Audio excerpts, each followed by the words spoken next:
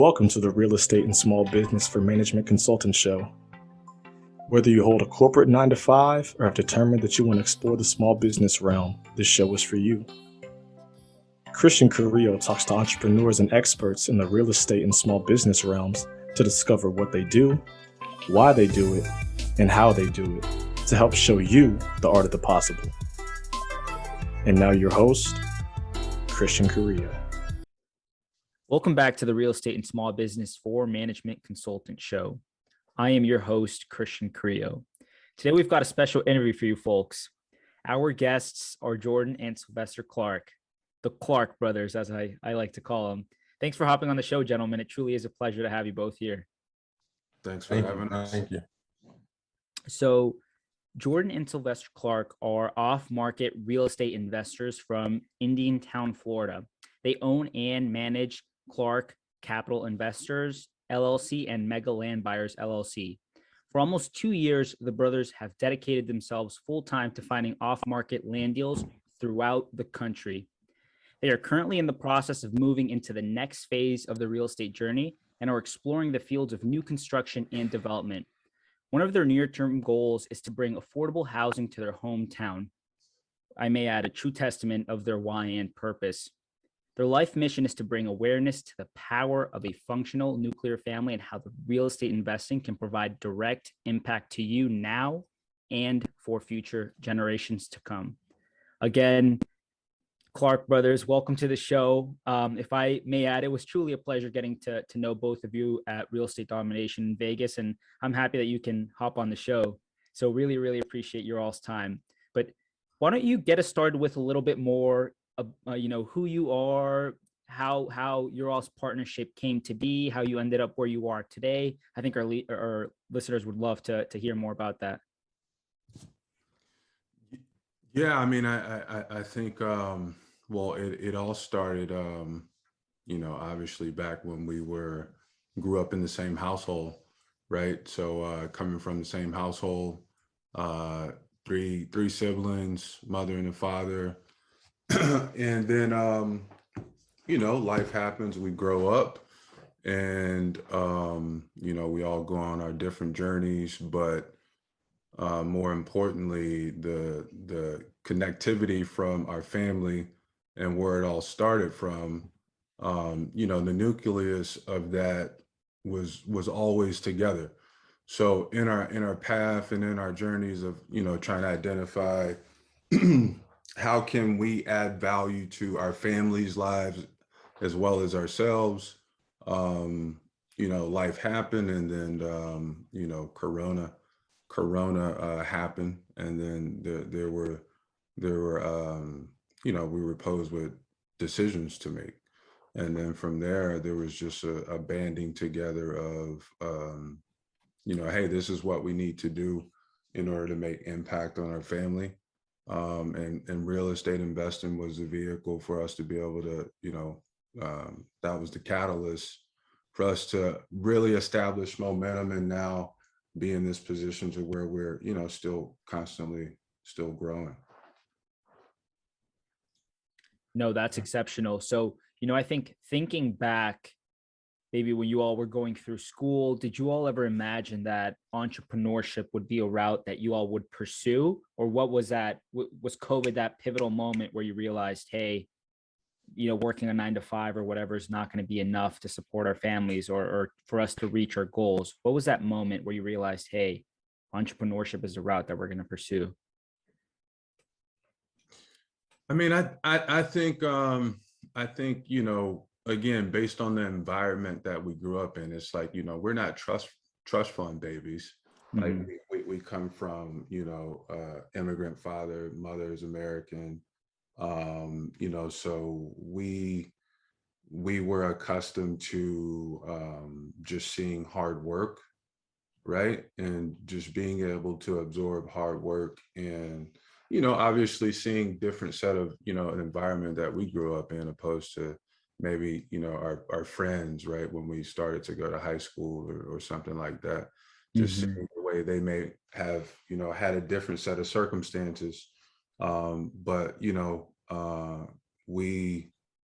it was just our environment, And so we were able to, extract the things from our environment to really, like I said, mold us into saying, hey, because we had things like our father has experience in the construction field. Mm-hmm. Our mother has always been involved in community.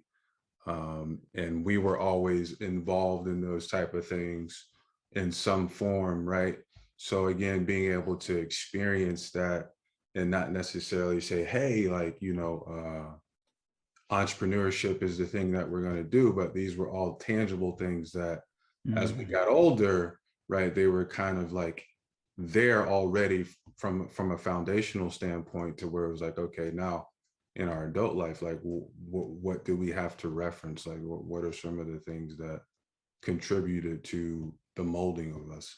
And these were things that we could directly look back on and say, okay, we experienced those type of things, and hey, we're out here doing real estate or conversating with people or having an impact and helping sellers. It was kind of something that was just already there. It was just a matter of becoming aware of what was already, what had already taken place in our upbringing, Yeah, absolutely. So you'd say all of those moments throughout your life have sort of led you to where you are today. I would say so. And I mean, I would let my brother, chime in and you can get his take on it, but that would be my perspective on it. Yeah, I mean, I pretty much piggyback off the same thing. Like I said, you pretty much you tap into your resources and you're aware your situation once you take action. Like I said, we pretty much that's the environment we came from. It's pretty much, our dad in real estate. I mean, our dad in construction. So real estate for us was, not an easy transition, but it was an obvious transition. It was just the obvious move for us with our mom being involved in the community, having a nonprofit, helping others. Our dad built homes before. So like I said, it was just tapping into your resources and taking action for us. Yeah, and I love that you bring that up, because I remember when I was talking to you both, I was sort of amazed at what you all were talking about, right? Mentioning that, hey, we all have the same 24 hours in a day, right? The difference is how we use them. What would you say has helped you all take action? Because I think a lot of times, maybe as individuals, we want to read one more book, right? Or we want to listen to one more podcast or be part of one more mentorship program before we actually start to execute, especially in real estate. So what would you say to our listeners that may be stuck in that analysis paralysis cycle that has helped you all sort of take action and get to where you are today? Yeah. I mean, me honestly, it's family is one. You use obviously a family is why for me. But me, I mean, I can't speak for my brother, but I motivate me is fear. I mean, fear of my parents not being able to, just live life and just be able to, they put in a lot. They put in a lot of work. And so not being able to enjoy the fruits of their labor. And, you see them at this age right now. So it's just fear for me, just up against the clock, even though they're healthy. You just want them to enjoy every minute that they have left. So it's just a fear knowing that that it's up to me and my brother. It's nobody else. So I just tapped into that for me. So I use that as motivation. Yeah, I mean, I would say to compound that, yeah, I mean, that's again, that's what makes up the nucleus of us, of the family, the fabric of what we come from. I would say that is definitely the driving, motivating factor on top of, my own family, my parents, just really being able to collectively share an impact, right? And everybody experience the impact and growth together, right? And it not just be a individual type of effect, but it be a collective effect. And obviously in that, right, everybody has their own dreams and aspirations, But in terms of the come up and the long term, sustainability of the family, right? We really could be the engineers of that, right? Yeah. Yeah, absolutely. And I love that. I think to your all's point, fear does paralyze some, but others use it sort of as this propelling mechanism to drive action, right? It really pushes you beyond your comfort level, I think. But to that end, I definitely did want to spend some time diving into your all's services, right? What exactly it is that you all specialize in, how you do it, what exactly it entails, because I think our listeners would get a lot of value out of that. So happy to kick it over to either one of you for that. Yeah. We basically we source off market deals, primarily raw land. That's our core business, is sourcing off market land, and we provide those particular service to either builders, developers, and now ourselves, having grown our business, we are now actively in the process of going into transitioning into the small town rural development as well. So yeah. Anything else you want to add to that, Jordan? Yeah, I mean, that's pretty much it. It's we took a ground and pound effect to the off market. It's usually the way that you do land is mail. So we did it the opposite way. So we came in off market, and we came in just cold calling. So we started off cold calling off just land, doing infill lots. And then we transitioned, to text messaging and now mailing. So we went the opposite route. So we came in cold calling. We just pretty much, as they say in sports, we a full court press. And Nice. that's how we got started. So what was that process like for you all? Maybe you made a couple of mistakes along the way. You realized, hey, we need to start, doing direct mail or sending text messages, right? What was that process like for you all?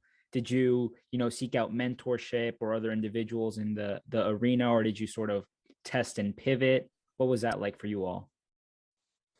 I mean, I had a track record of just immersing myself. I had information that I had been sitting on, and sporadically, made some real estate transaction deals prior to me and my brother really hitting full fledged.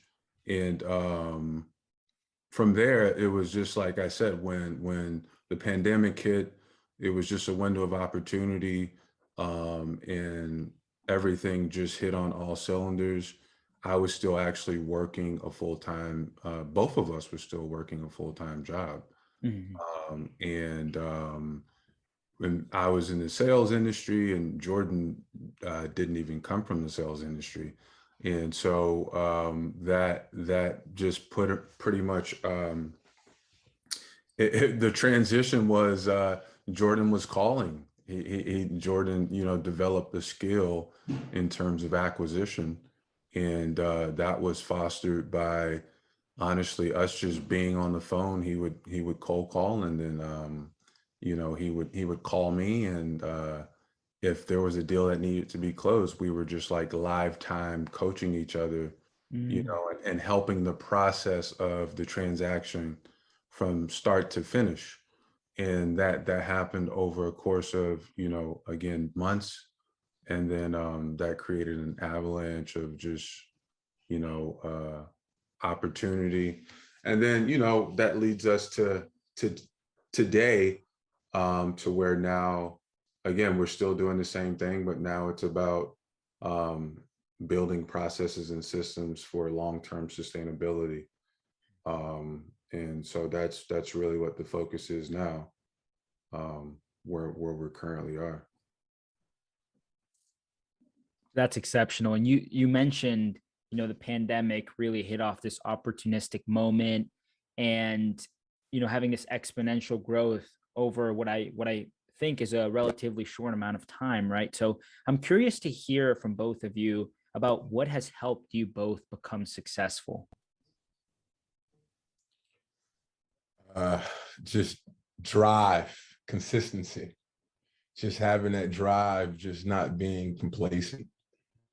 Just honestly, just coming from a good core, you have to keep going. You have people here that get a deal, $20,000-$30,000 assignment fee, and that's what they made in their previous job, or they're matching their salary and they're fine with it. And then you're back to square one after you spend it. So I think it's just for us having that drive and just having the same common goals for our family, and just, just staying consistent about what we're doing, not letting your foot off the gas. Yeah, I mean, I would concur. And then it's about really, even up to this point, right? There's in business, there's still a constant growth. You still have to evolve. And reflecting on this past, year or so and a half, even now, you still have to get more refined in, vision, clarity, and all those things play a part into the overall big picture, right? So that's the main thing is really just staying committed. And again, the family is what keeps us committed to staying tenacious and pressing through, even when it's you have to make the adjustments, right? When you have no control over the market, when you have to fire employees, when you have to break through. It's like, why are you doing what you're doing? So it's just like, being connected and staying connected to why you're pursuing what you're pursuing. Yeah, and I love that you sort of bring that up.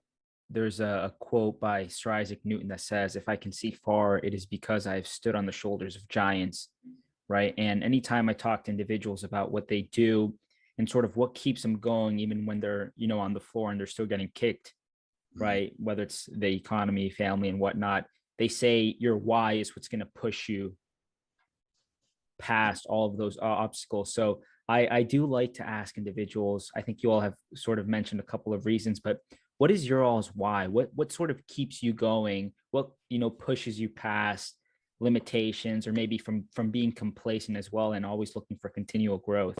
What would you say is your all's why? For me, yeah, I just go back to what I tapped on earlier. For me personally, my why is knowing that it's basically up to me and my brother to keep the family legacy going. Mm-hmm. So that's my why. Just knowing that it's up to you two, and when they're passed the baton along, it's no one else keep the generation going. So that's my personal why, just knowing that and tapping into that and just, taking action. Yeah, I mean, that's I would, again, to concur, I mean, my own words. I mean, it's to bring awareness to the my life's mission is to bring awareness to the power of a functional nuclear family. Mm-hmm. And basically that's my life mission. And so me and my brother, and us carrying out our responsibility and stepping up to the plate for our family, lineage is the why. Yeah.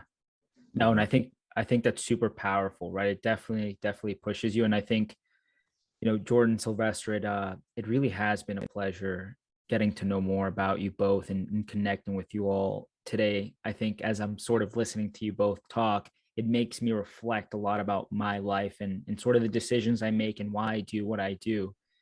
So really appreciate that. And I'm sure listeners will get a lot out of this interview.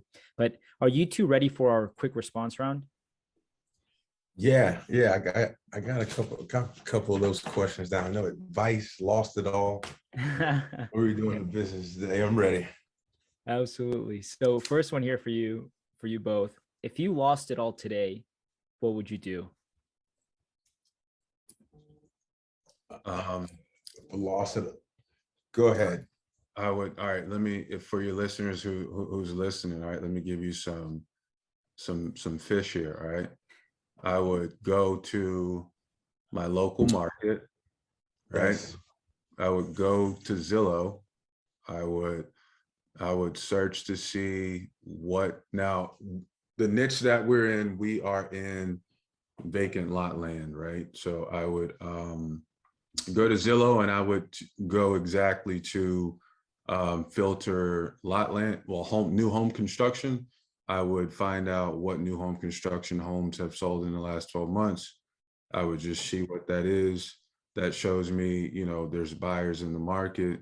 And then I would go filter for what's sold, see what's sold, get a gauge for what the prices are.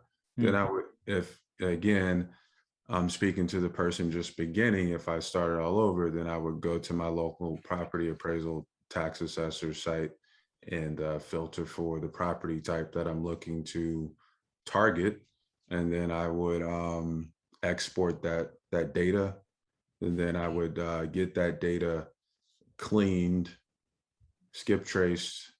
And then again, subject to my budget, I would either use a dialer or something like a call rail phone system, or my personal cell phone. And then I would just get on the phone and start calling people and asking people, are they interested in selling their property at this time?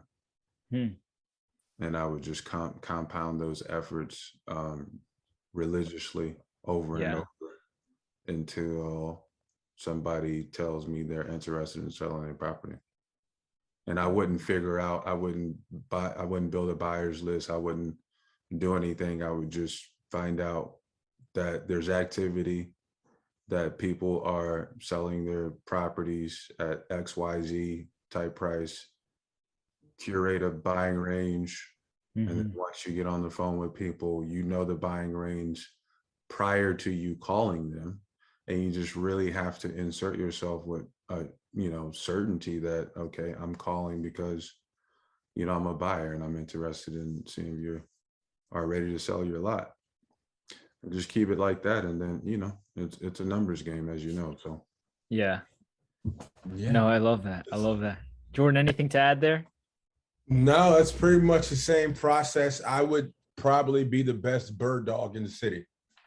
I mean, it's the same process. I would bird dog my way up to, having capital to go ahead and market the way I want to. But that's the same process, property appraiser, no matter what business you're doing, is your best friend. It's free. It's public records. So like you said, just piggyback. My brother said I would get familiar with the price range so you can already know before you talk to the sellers or talking to other investors or builders. So, but I would pretty much, bird dog my way to building capital. Yeah. And I would pound the phones. Yeah, exceptional advice. So second one here for you all. Going forward, what do you have planned in your business and why?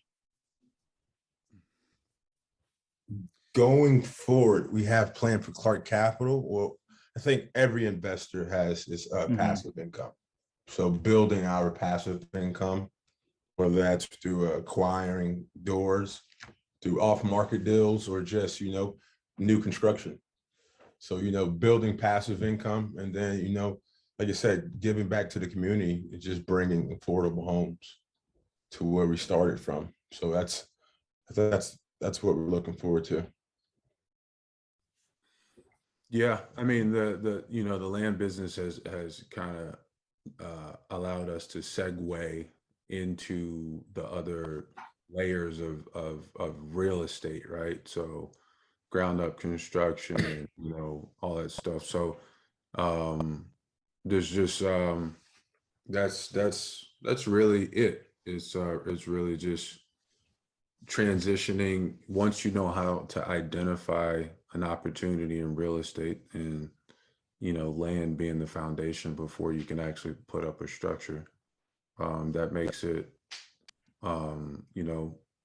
there's more lever points there for you to be able to create more options for you to determine if you want to build, or, or if you want to, whatever, to Yeah. increase the margin. And so that's pretty much where we're at. And like my brother said, I mean, to really impact our hometown in a way that we know can be impacted.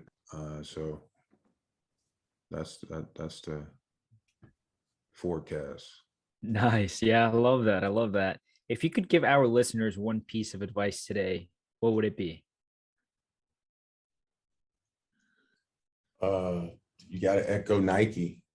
Just do it.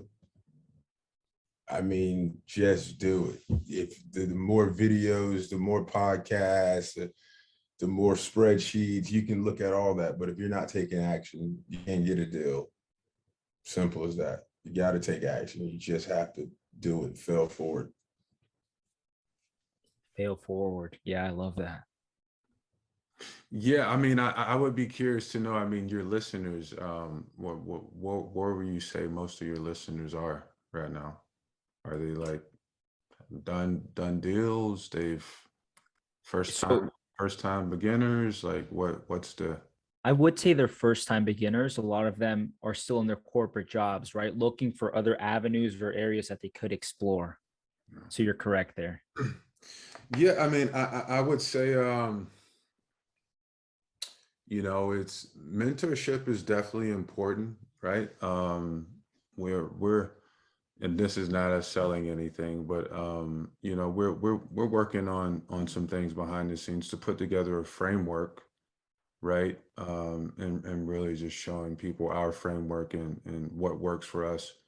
But I would say, because there's so much information out there, right? And working a 9 to 5, I used to work a 9 to 5. I just really think you really have to identify what sector in the real estate field you want to, your level of involvement, right? Because working a 9 to 5, I'm sure there are some resources for you to invest into real estate, right? But it's all about what level of involvement you want. So, I would say just find someone that resonates with you, and then go deep in that person. And if they're doing multifamily, if they're doing land, if they're doing fix and flips, you have to really determine what's your tolerance, what's your level of involvement, money involvement, all those things play a part into it, but again, I could say it goes back to that first question you asked us. I mean, if we lost it all today, if you're working a 9 to 5, and if you really want to get out of your 9 to 5, again, I don't really know the temperature of the people listening. It's either they're working, they hate their 9 to 5, or they're just working their 9 to 5 because they want extra. Right. So it's like, you have to identify where you are. And if it's like, I really want to get out of my 9 to 5, then that first gem that I gave you of, going to your property appraisal and doing that, you could do that while working your 9 to 5, being appreciative of what you have, and then making a segue out of that 9 to 5. So you gotta, chew off just enough information to take action, but don't chew off too much to where it like paralyzes you. Yeah, I think that is phenomenal advice and completely concur there. And again, last one here for you both, because I do think you all are a wealth of information, and hopefully our listeners get to connect with you all. But how can our listeners get to know more about you and connect with you? I would say our social is under construction here. If you really want to connect with us, if you felt compelled by what we were speaking on the last, 30 minutes or so, our email address would be the best way to connect with us now. And then, we can establish a relationship from there, and take it from there as we build our build out our social media personalities here. Perfect. Yeah, no, and we'll make sure to include your all's emails on the taglines as well, so people can reach out to you all as need be. But again, Jordan, Sylvester, it's truly been a pleasure to have you on the show, and I'm very grateful for your all's time and looking forward to see what you all accomplish in the near future. Again, thank you so much for your time, and I hope we get to connect soon. Appreciate it. Thank you, Christian. Appreciate the offer. Take care, gentlemen. I hope we chat soon. All right, man. All right, bye-bye. Bye-bye. Hey, listeners, Christian Carrillo here. Are you interested in real estate but don't know where to start? Or maybe you just want more information on passive real estate investing? Make sure to check out our free ebook guide to passively investing in real estate, which can be found on our website at quetzalcapitalgroup.com. If you find that insightful, make sure to register for our distro list so you can stay up to date on what we're working on, new blog posts, and our newsletter, and other resources that I'm sure you'll find valuable. Thanks for tuning in, and we'll see you on the other side. Thank you for listening to the Real Estate and Small Business for Management Consultants Show, brought to you by Clarke Capital Group. Clarke Capital Group works with investors nationwide to invest in real estate while also looking to add value in the communities where they operate. Clarke Capital Group, client-centered, data-driven, result-oriented. Connect with us online at quetzalcapitalgroup.com to learn more.